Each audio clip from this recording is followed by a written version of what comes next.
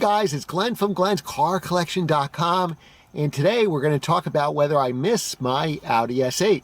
Remember, if you like what you see on this channel, hit the subscribe button, hit the notification bell if you're already a subscriber. I post at least 3 videos a week every Monday, Wednesday, Friday at 7 a.m. Eastern, but a lot of times I sprinkle on a 4th video and you won't know unless you've hit the notification bell. Like and share this video so our channel can grow, and as always, leave a positive comment below. I don't have a social media guy. I'm a small YouTuber. I don't have a cameraman. I don't have an editor. It's just me doing everything. So leave a comment. Why not? I'm going to respond to it. All right, so we're sitting now in my BMW M340i xDrive. That is my new daily driver. That I bought around Memorial Day weekend. I think I took delivery June 1st of this year. That replaced my 2013 Audi S8, which was my daily driver for over 2 years. So before I answer the question whether I miss that car, let's go through the good and the bad about that car, and then what I tell you at the end is going to make sense. So make sure to watch this all the way through.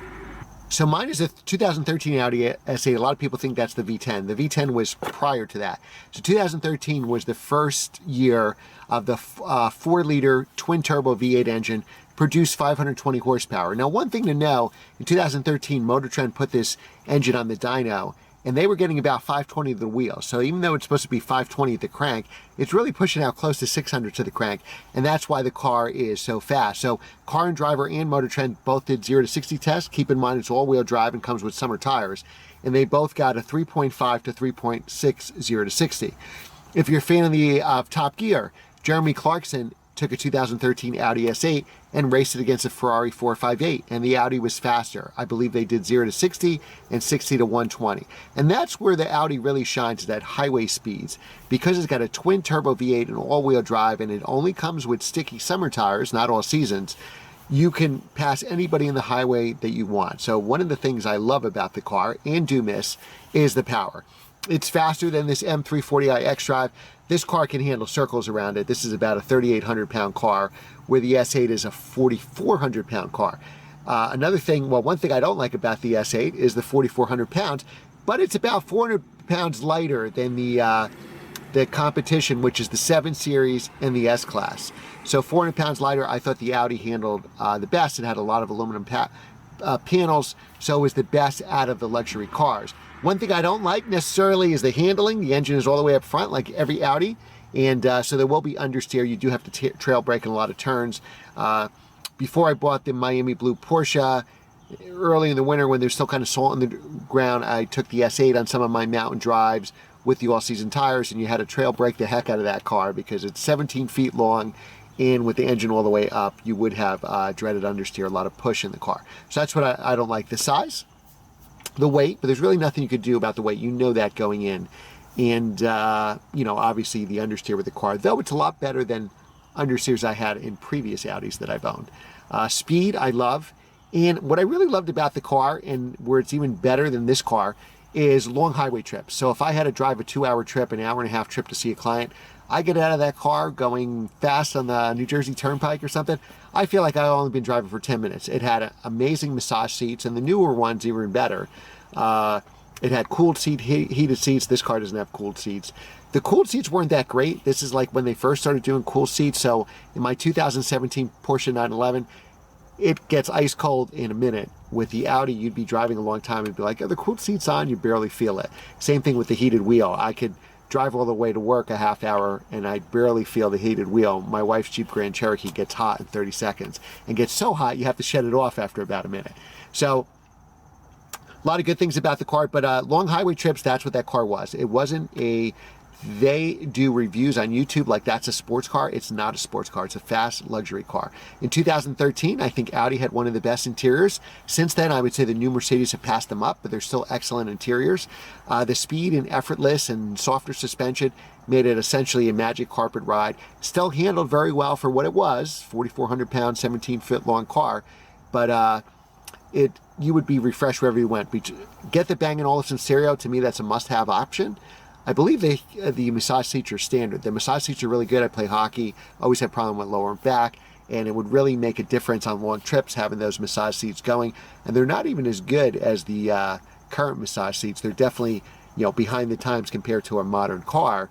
But long highway trips, you would feel so refreshed getting out of the car between blasting your favorite tunes on the stereo, the effortless speed. You can pass anybody on the highway.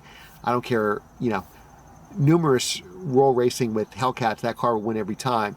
Not because it's necessarily as fast as the Hellcats are, but because it can get the power to the ground. And then the massage seats, the whole bit. So fantastic highway car. That's what I really, really miss about the car. Now there's a lot of downsides though. First of all, it only comes with summer tires. So in the Northeast here, you have to spend a couple grand to get a set of winters. They only have, comes with 21-inch summers, and that's how you get the performance and acceleration with those sticky tires, and braking was good as well. So you drop down to 19s for the winters. I don't think you want 20-inch snow tires, though I didn't see that anyway. So tires are very expensive.